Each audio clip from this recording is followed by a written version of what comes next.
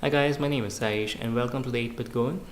On the channel I would be uploading videos regarding computers, computer build, PC games, um, electronic gadgets and cell phones on a weekly basis, Saturdays. So if you like computers and other tech stuff, make sure you subscribe to the channel. Today's video is going to be regarding a PC I built for myself, for my personal use. We would be going through the components I used, the specifications, the prices, etc, etc, etc. So without wasting much time, let's go ahead with it.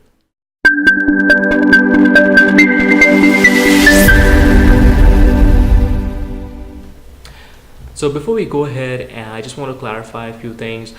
I built this PC somewhere in mid of October, and during that period of time, Coffee Bake was just being released and it was not available in India, and that's the reason why I stuck with the old generation KB Lake. So I did go for a 7th gen as opposed to an 8th gen due to unavailability and also pricing issues, because in India Coffee Lake was priced a little higher. The processor is an i7-7700K. It's a 4-core, 8-thread processor running at a base clock of 4.2 GHz. It also has an 8 MB of cache memory and supports hyperthreading. Since it's a K series, it is an unlocked version and can be overclocked, and thus you can maximize its performance. The motherboard is an MSI M6 AC. This is a great looking motherboard which has RGB lighting but isn't too flashy. It supports LGA 1151 chipset. It can support memory up to 64 GB DDR4 at 3800 MHz in dual channel.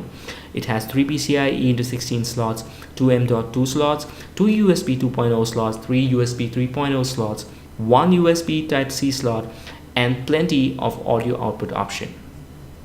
For memory, I have two Gskill Trident Z series 8 GB memory sticks running in dual channel at 2133 MHz. This can be overclocked to 3000 MHz, and yes, they do support RGB. If you're building a system for the very first time and you can afford a fully modular PSU, please go for it. I went ahead with the Corsair RM 750X. It's a fully modular 80 plus gold certified PSU which has Japanese capacitors fit in. It also has a 0 RPM mode where the exhaust fans will stop rotating in case the PSU is not under any kind of load, and thus it would save some power, which is really good. For me, the Corsair H115i was one of the trickiest components to install, and it's not because the manual isn't really clear. I'm just bad at that. The cooler has a large 280mm radiator and improved cold plate and pump, two 140mm PWM fans. It supports Corsair Link, which can help monitoring the temperature within your case, and like most of us would use it just to change the color of your heater pump. The hard disk drive is a Western Digital Blue which has a storage capacity of 2 TB. It has a SATA 6 gigabits per second interface and RPM of 5400. While the SSD is a Corsair 4 series which has a capacity of 120 GB. It also supports SATA 3 at 6 gigabits per second and has a form factor of 2.5 inches. I would be upgrading to M.2 in the near future. The GPU is the Gigabyte Aorus Geforce GTX 1080 Ti, which has a base clock of 1569 MHz. It has 3 100mm fans for cooling, which would run only when the GPU is under load. It has plenty of output options like 1 HDMI, 3 display ports, and 1 DVI-D port for standard mode, and 3 HDMI and 3 display ports in VR mode. And yes, it does support RGB. Your GPU will always be the most expensive component of your build unless you're going for an Acer Predator or something like that. And lastly, all these gorgeous components need to be fit in a classy cabinet, which is the Corsair Obsidian 750D Airflow Edition.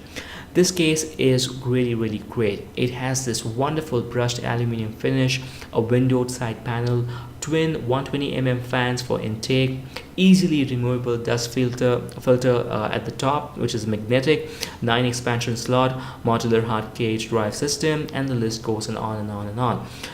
This case is really massive. It's very great when it comes to cable management. You can route your PSU cables in a very nice fashion and keep it neat and tidy.